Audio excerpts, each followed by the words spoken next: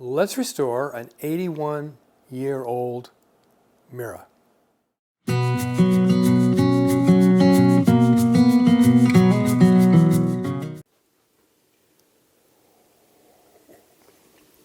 Hey, welcome back to the shop and to my channel. So in my shop tour video, I mentioned that Mara had a mirror, antique mirror she wanted me to restore. This is it.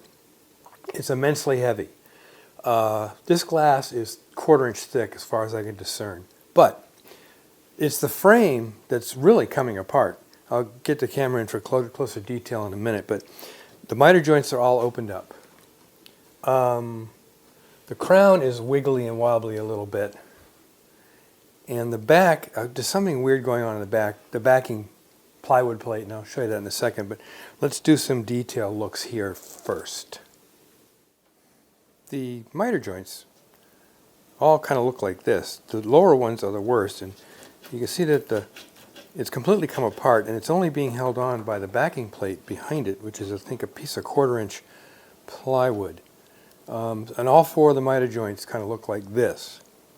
And then, like I said, the crown is actually loose, and that needs to be refastened somehow.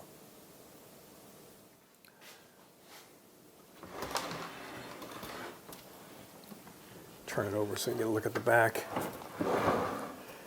So what we have here is a 1/4 inch piece of plywood holding it.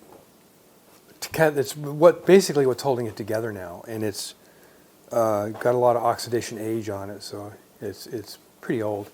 The crown up here was veneered on both sides, and the veneer has come off on the back of it in a couple of spots. I'm not too concerned about that because that's going to be against the wall, but there's something weird going on up front by the crown. There's these staples that are not fully fastened through, holding this back plate up or onto the crown part here, and those staples are nowhere else in the back. Back is held on with these little nails here. So, don't know. There's also a pivot point right here, and there's one on the other side. So this actually sat in probably in a bureau frame or a makeup table frame or something like that, whatever. It had places where it was connected to a framework that held it up onto some other piece of furniture. So let's start taking this thing apart. And the question is, where do I start? Well, first thing that's got to go is the wire that it hung from the wall. I mean, obviously it hung from a wall at one point, even though it has the connections to be mounted in a frame on a cabinet of some kind. Let's get this out of the way. That came out entirely too easy over here.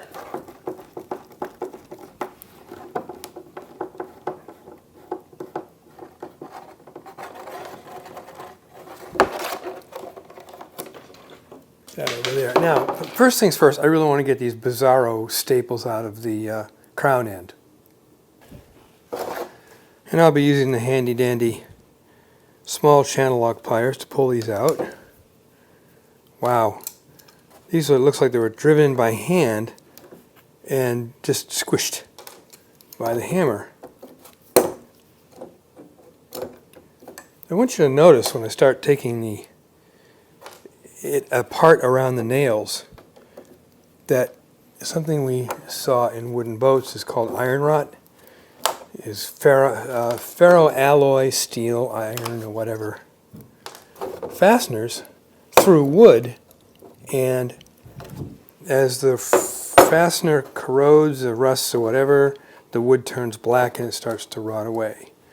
It's not that bad here, just this did see a moist environment at one point, probably a non-air conditioned or whatever, and these little nails rusted. So now, put that away. I have my handy dandy little painter's friend and a putty knife. And this way I can get underneath here, slowly pry these nails up. Now, as I suspected, some of the backing plate is going to break because the wood is in rough shape. Okay, let's see. Any up there? I still got some here. How about that?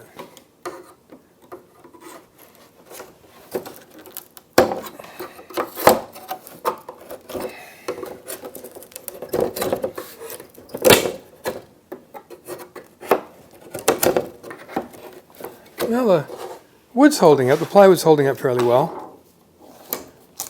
Oop. I spoke too soon.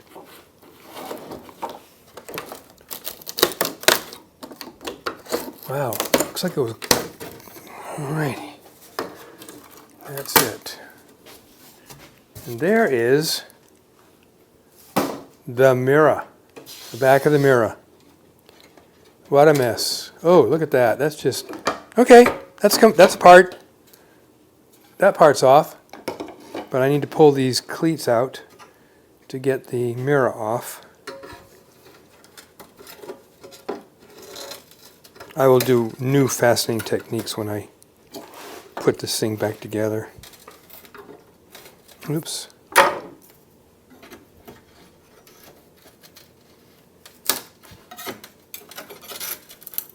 Careful of the glass.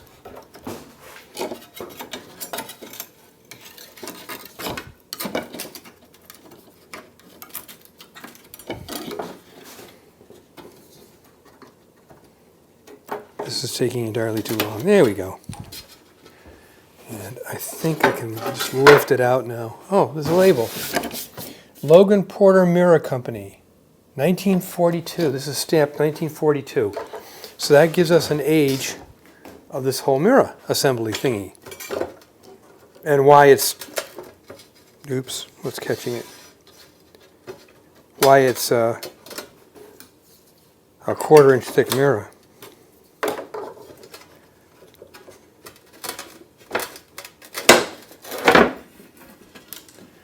Okay, mirror is out. Let me get the mirror out of harm's way, and then we'll come back and inspect and see what we have. Okay, the corners were put together with splines, it looks like. I'm trying to improve on that.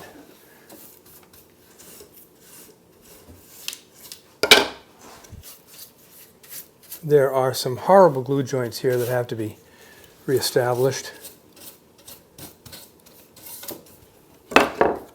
Yeah, like, oh, that's terrible. All right, this crown, let me bring it up to the camera. This crown broke here and here at some point, and it was haphazardly glued back together. So I'm going to have to probably, as best I can, banging in my microphone, take this apart and re-glue it together, re-glue it, and then work on the spline joints. Now, that's separated there, but it's still tight. So this one's separated as well, but it's still tight. So there's still tight glue joints there, but they just didn't do it very well. You see the gap there? Terrible, terrible. See, I'm holding it with one hand. See the gap there? So that was not very well put together when it failed. And so this is going to be, that's why we restore this stuff. To eliminate the failures and make it look like it never happened. Okay then, so I can see the spline joint thing, which was, it is like a knee. It went up. Turn this over. Yeah, so spline went, oop. Well, that took care of that. So now I can clean that joint up. So the spline went, there's part of the spline right there, if you can see it in camera. There's the other side of the spline, and I'm not sure about the grain direction of it, but this is how, I mean, the spline held it together there, but it came apart. So that has to be cleaned up and re-glued. I'm probably going to use some epoxy with that because it'll hold better. And this one is failed completely. Now this joint up here is going to require, oh my goodness, Unbelievable. This is going to require a hell of a lot of work. So you'll note that is goopy glue. That's all that is right there. That brown stuff is just solid glue.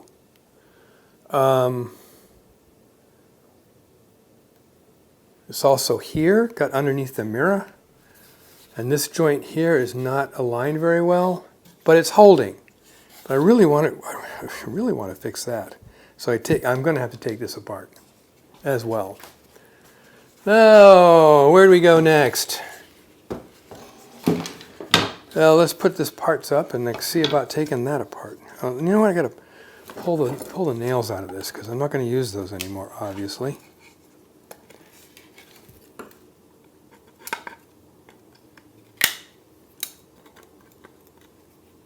You know, I was hoping to find a copy of a Dunlap broadside in here, which is that printed copy of the Declaration of Independence from 1776, printed on July 5th.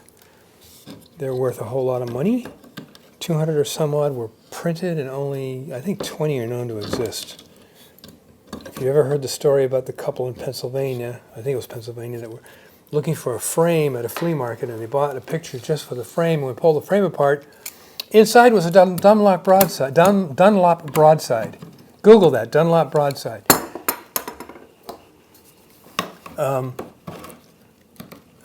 John Dunlap, that's who it was. Printed copies of the Declaration of Independence on July 5th, 1776, under commission from the Continental Congress. And then they were just scattered around the colonies to be read to the citizenry. I gotta get this last one out. Okay, all the nails are out. Next step, I guess the next step is to continue with the disassembly of this unit and then see if I can get, oh, there's another nail. I can get it put back together solidly and with good joints and hiding the damage. So let's move on to the next step and start cleaning this thing up. Maybe take that one apart if I can. What I'm doing now is I'm working on this corner where I showed you the really bad glue globs all over it. Trying to remove the glue using just a chisel, and a small brass mallet. This is long, tedious conservator's work. So there'll be some high speed and then suddenly it'll be done. So I just want to do a couple of these little peeling jobs here. Oh, notice it's held down with one of my homemade Harbor Freight bench dog thingies, holdfasts. Goes in the hole, clamps down, so I can put some pressure on it. And I don't want to remove much wood at all. I just want to get the glue globs out of here.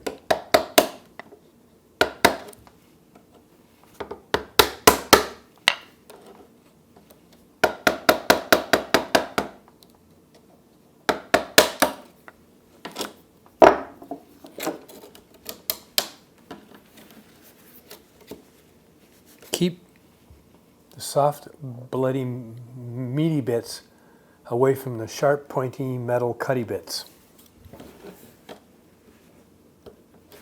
Don't ask me how I know that.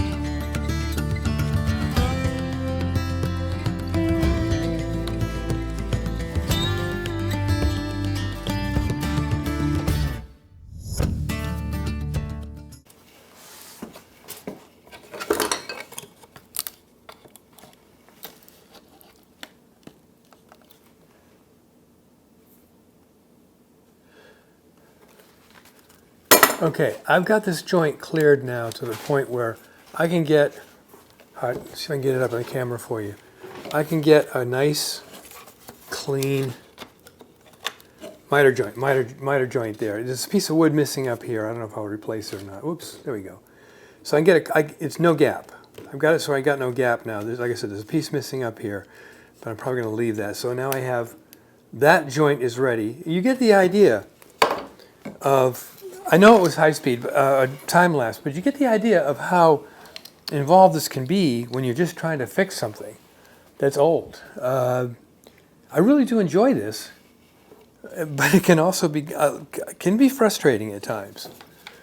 So now I got to take this corner apart and see what I can do with it. So yeah, the next scene will be things looking pretty good, I hope.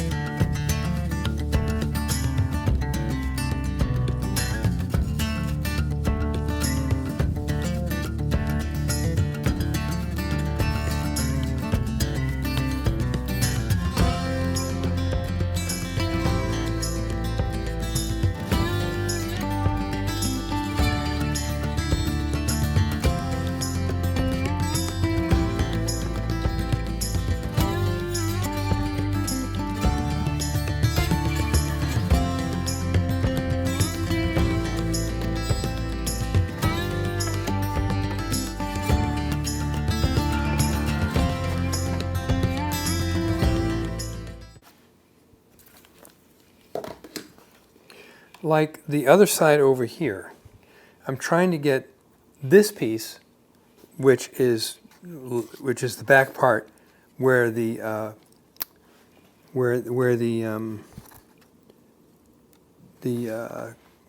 spline glues in here.